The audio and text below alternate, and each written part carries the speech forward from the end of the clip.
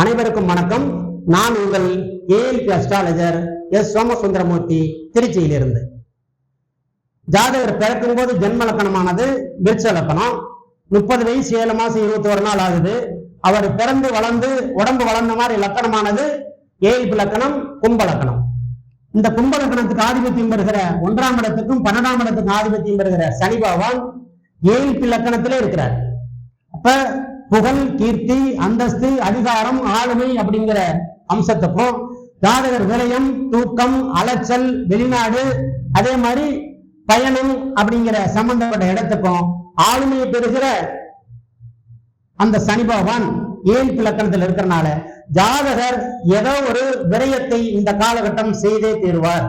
சரி, இப்ப ஏஎல்பி லக்கணத்துல என்ன போகுது? சடை நட்சத்திரம் 4ஆம் பாதம், ராகு பகவானுடைய காலம். அப்ப 7, 8, 9, 10ஆம் இடத்துல இந்த ராகு இருப்பதால் சனி பகவானுடைய பார்வையும் பெற்று இருப்பதனால இந்த ராகு பகவான் ஏதோ ஒரு அழுத்தத்தை இந்த ஜாதகருக்கு கொடுக்கிறார். சரி, என்ன சம்பந்தமான அழுத்தம்? எப்படிப்பட்ட வாகனம் வாங்கலாம், தொழில் சம்பந்தமான வாகனமா, தேவைப்படுற மாதிரி வாங்கி கொள்ளலாமா அப்படிங்கிற எண்ணமும் இந்த ஜாதகருக்கு இருந்திருக்கிறது. சரி, இப்ப வாகனம் எடுத்துக்கிறோம் அப்படின்னா 4ஆம் இடம் தான் வாகனஸ்தானம். இந்த வாகனஸ்தானம்ங்கிறது எந்த இடத்துக்கு அதிபதி யாரு? சுக்கிரன். இந்த சுக்கிரன் எங்க இருக்கிறார்? 4க்கு 2லயும் ஏஎல்பி லக்கணத்துக்கு 5ஆம் இடத்திலையும் ஜாதகருக்கு இருப்பது ஏஎல்பி லக்கணத்துக்கு 5ஆம் இடத்தில் இருக்கிறார். 5ஆம் இடத்தில் இருக்கிறது ரொம்ப ரொம்ப நல்லது.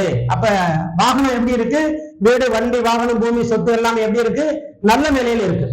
அப்ப ஜாதகர் எது சம்பந்தமான கலர்ல வாகனம் வாங்கலாம் அப்படின்னா, ஜாதகர் இயற்கையாவே சுக்கிரனுடைய அதிகாரமாக இருக்கிறதுனால ஜாதகர் வெண்பட்டு நிறத்துல வாகனத்தை வாங்கலாம். இதுல சந்திரன் யாரு? அவரும் வெள்ளை நிறத்துக்கு அதிபதி. கேது யாரு? பல வர்ணம் கொண்டவர். இந்த பல வர்ணத்திலையும் சிவப்பு, கருஞ்சிவப்பு கொண்ட அந்த கலர் உடையவர்.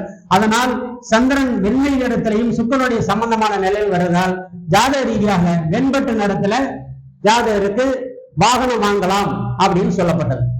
இப்ப இந்த ஜாதகருக்கு 6ஆம் அதிபதி அப்படின்னு சொல்றது சந்திரன். இந்த சந்திரன் எங்க இருக்கிறாரு? 4ஆம் இடத்துல இருக்கிறார்.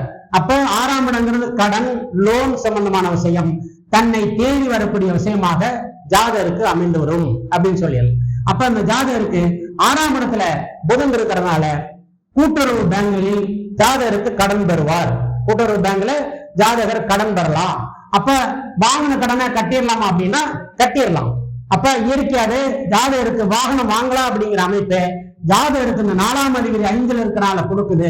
6ஆம் அதிபதியான கிரகம் 4ல இருக்கனால வாகனத்துக்காக கடன் தேடி வருது.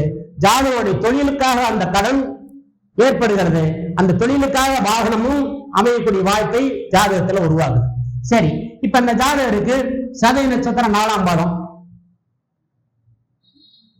2ஆம் இடத்துல நவாம்ச புள்ளி அப்படின்னா 2, 5, 8, 11 தன்னுடைய கர்மாவா போறதுனால புடிவாதமாக திடீரென அவருக்கு இந்த வாகனம் அமையக்கூடிய வாய்ப்பு வருது.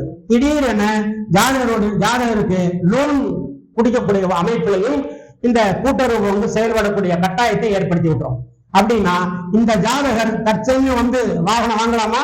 வாங்கிக் கொள்ளலாம். அப்ப வாங்கலாம் அப்படின்னா வெண்பட்டு நிறத்துல வாங்கணும். ஏதோ ஒரு வம்சாவளியில் இருக்கக்கூடிய பெண் பெயரை அல்லது தாயோட பெயரை அந்த வாகனத்துக்கு வைத்து ஜாதகர் ஓட்டிக்கொள்ள வேண்டும் அப்படின்னு சொல்லப்பட்டது. அதே மாதிரி 6ஆம் அதிபதியான சந்திரன் 4ஆம் பாவத்திலிருந்து கேது பகவானோட சம்பந்தப்படுறதுனால இந்த சந்திரன் இங்க இருக்கலாமா? நல்லபடியாக இருக்கலாம். ஆனா இந்த கேது சம்பந்தப்படுறதுனால சுருக்குதல் அந்த அமைப்பு இருக்கிறனாலையும் சந்திரன் 6ஆம் அதிபதி அப்படிங்கிற அமைப்பா இருக்கிறதுனால ஜாதகர் வாகனம் ஓட்டாம வாடகைக்கு விட்டு அல்லது அவர் மற்றவர்களை பயன்படுத்தி அந்த வாகனத்தை அவர் இயக்கிக் கொள்ள வேண்டும். தான் முதலாளியா இருந்தாலும் அவர் சேவை மனப்பான்மையுடன் அவர் இன்னொரு மனிதரை வேலைக்கு வைத்து சம்பளம் கொடுத்து சுகவாசியாக இருந்து அவருடைய வாகனத்தை இயக்கிக் கொள்ளலாம் அப்படின்னு சொல்லி சாதகரிடம் சொல்லப்பட்டது. இது போன்ற ஜாதகாயதி எமக்கு போதித்தருளிய ஐயா பொதுவுடைமூர்த்தி ஐயா அவர்களுக்கு மீண்டும் ஒரு நன்றி வணக்கத்தை தெரிவித்துக் கொண்டு அடுத்த ஆய்வில் உங்களை சந்திக்க வருகிறேன். விடைபெற்றுக் கொள்வது எஸ் சோமசுந்தரமூர்த்தி, திருச்சியிலிருந்து. வணக்கம்.